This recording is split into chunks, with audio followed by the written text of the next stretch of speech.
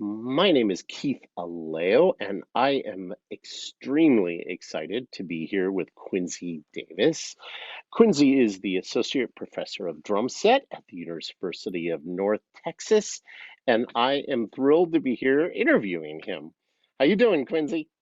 I'm doing great. Thanks for having me, Keith. Good to see you. Good to see you too.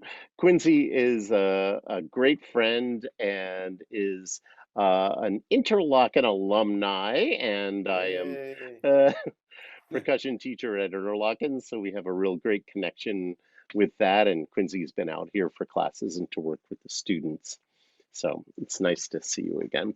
Yeah. Anyway, what we wanted to chat about today was something that has fascinated me for years and years, and that is the concept of perspective and how your perspective about music changes as you get older and as you change as a musician. And this is not something that just happens, in your student years, but really you're ever growing as a musician throughout your life. You really are a student of percussion for your entire life. It's And true. so I chatted with Quincy about this, and we're going to use some examples, and I just wanted to get Quincy's take on this concept. So Quincy, tell me about your perspective on music and how it might have changed or evolved throughout your life, maybe from your student years until where you are now. Yeah. Well, just a quick synopsis of how I grew up. I grew up in a household where I listened. Everybody is a musician, and both my parents are music educators. I grew up listening to, of course, jazz, but also classical and opera and gospel and R&B and of course pop music. So I would sit down with my father and listen to whole symphonies. He would, and I was in the basketball. I wanted to just go outside and play, but he really kind of tutored me on how to listen to, great works by like Mahler or Shostakovich. In the meantime, at the same time, I'm also jamming and playing with my brother, who's a wonderful pianist. And so we're playing jazz, we're playing, taking our cues from Steps Ahead and Jackets and, these kinds of bands, Spyro Gyra. And so, from an early age, I had a pretty broad perspective of music, but I didn't really understand how they would all fit together necessarily.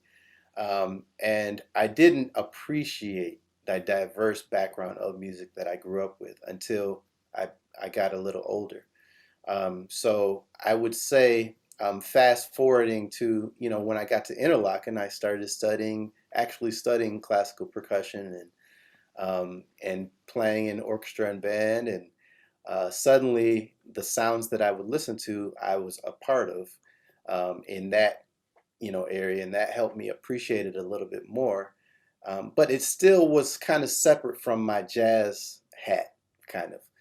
Um, and I think it took and it's taken evolution my entire life up until this point, and it continues to evolve. How I look at music, how I kind of marry the different worlds, how they kind of amalgamate into its own thing, and how I kind of whatever I listen to, I listen through the lens of. I think that I listen to through the lens of jazz specifically, but with the ears of somebody who's listened to a lot of different styles, and so I can appreciate different takes or different approaches to playing. And so that kind of leads me to the first example that I want to play for you of a song that, so as I said, I listened to a lot of R&B growing up. I still do. And so I grew up listening to a group called SWV. I don't know if you remember them. Do you remember them, Keith? Yeah, I do. Yeah. You might remember this song. Okay. And I have to say, it's very interesting. I just want to point out, it's Yeah. something you see that Quincy, it's interesting that you are, a drum set teacher and player, but you had that background in classical percussion. And I think it's really important that students experience it, not to silo your experience into one form or another. I think it's very important that you open your ears up to all music, and Absolutely. to yeah, and I just find it very interesting that you're, associate professor of drum set, and you're like, yeah, I was listening to operas, and there are a lot of drum Yeah. set players out there that might say, why would you do that?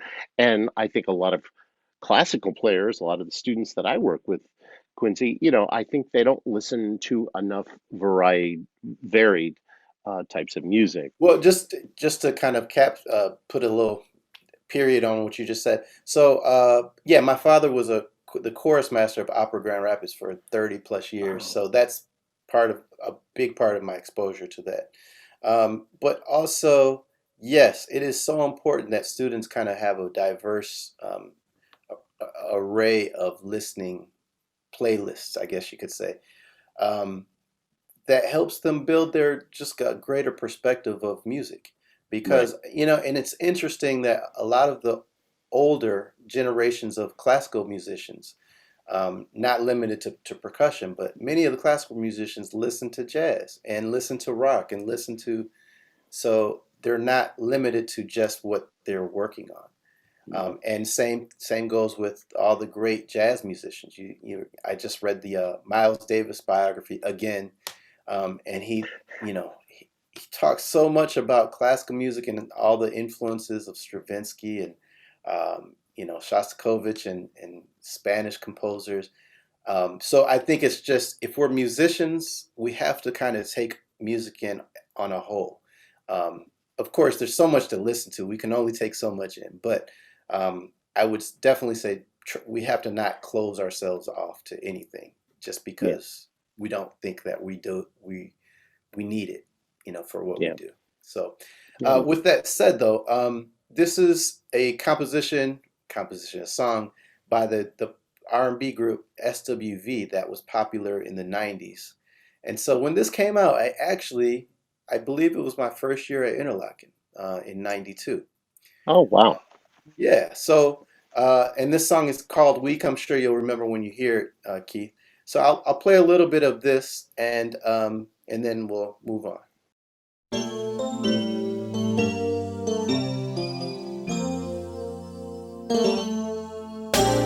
I don't know what it is that you've done to me, but it's caused me to act in such a crazy way.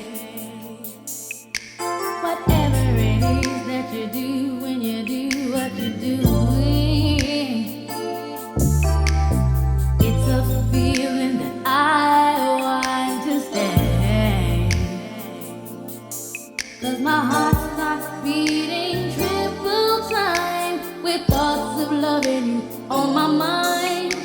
I can't figure out just what to do when the calling cure is you.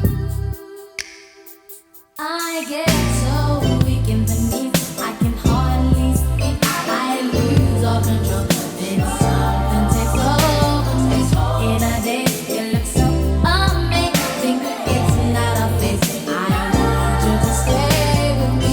By my side, I swallow my pride. Your love is so sweet, it knocks me right off of my feet. Can't explain why your love makes me weak. Time after time, I try to fight it. I was really loving that. That's a hard one to turn off, turn down, It's I like, know. I didn't want to do it, but do you remember that? I don't remember that tune, but I Okay, feel like I know that band. the group, But I'm not yeah, sure. all So what was female your band. what Yeah. was your perspective on on hmm on that, and how did that evolve? Yeah. So, as I said, I was, starting high school at that point. And for me, it was just a song that I knew, and it had a good hook, very memorable. and it just kind of put you in a good mood. It just has such a good feeling, and I think I didn't necessarily think about why. I just knew that I really liked that song. Um, and of course, the everybody's singing. The group, the singers in this band are so great. Um, I don't know. It just really spoke to me as far as how to how a simple melody Yeah. can have so much. I don't know. It can be so memorable and impact you so much that you are compelled to listen more than once or twice. Yeah. Um, and I think that just the simplicity of it really spoke to me also. Um, Great chords, great melody, blah, blah, blah, blah, blah. But again, at the time, I was so young, I wasn't thinking about all of these different layers and why it was such a great song. But I think it wasn't until I heard a kind of remix of this song um, that I really appreciated the song itself. As much as hip as the arrangement that we're going to hear is, it's the song that makes it Yeah. so great. And I find it interesting that when you were in high school, that it was kind of pure. It was like, I don't really know what it is. I don't know anything other than you said it just made me feel good. That's And it. it's kind of the pure side of music. So, oh, that's Yeah. great. Okay, yeah. So let's hear Okay. um, the next one and how your perspective changed on this Sure. one. So, and let's see, I hadn't heard this arrangement. I hadn't even thought of this song until this arrangement came out by this wonderful vocalist, Gretchen Parlato, who's, a wonderful jazz vocalist. Jazz, we'll kind of talk more about why I do that when I say jazz. Um, Okay, and I hadn't heard the song and thought of it until this came out, and this came out, I believe, like mid 2000s, okay. or maybe even early 2000s. So it had been a while, and so and you're gonna hear it's so different, and yet the vibe, the melody, I mean, it's still such a compelling song. It's still the song itself. Um, they did such a good job at arranging that they didn't get in the way of Right. kind of the the song. So this is Gretchen Parlato and her take on Weak.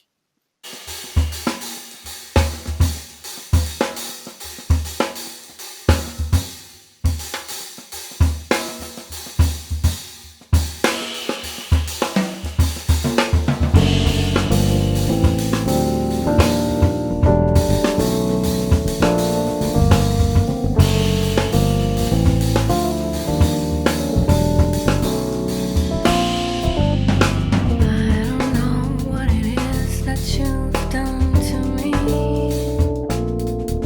but it's causing me to act in such a crazy way. Whatever it is that you do when you do what you're doing, it's a feeling I wanna stay.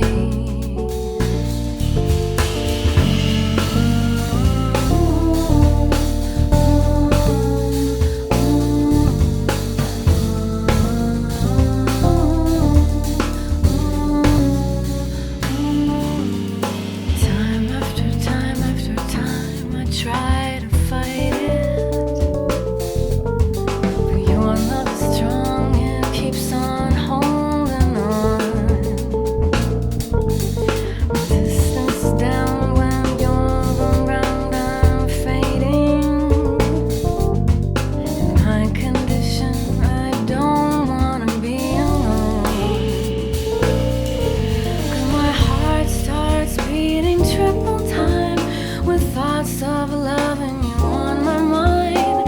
Can't figure out just what to do when the cause and cure is you.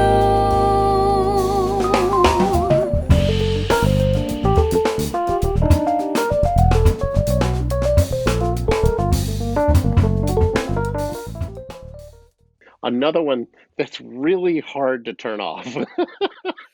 Oh man. Yeah, you just want to kind of listen to the whole thing, right? That yeah, but we're just trying to keep the interview because Keep it moving. we could do this for hours. But you know what's interesting to me, and I'm sorry, I just want to Yeah. is the fact that the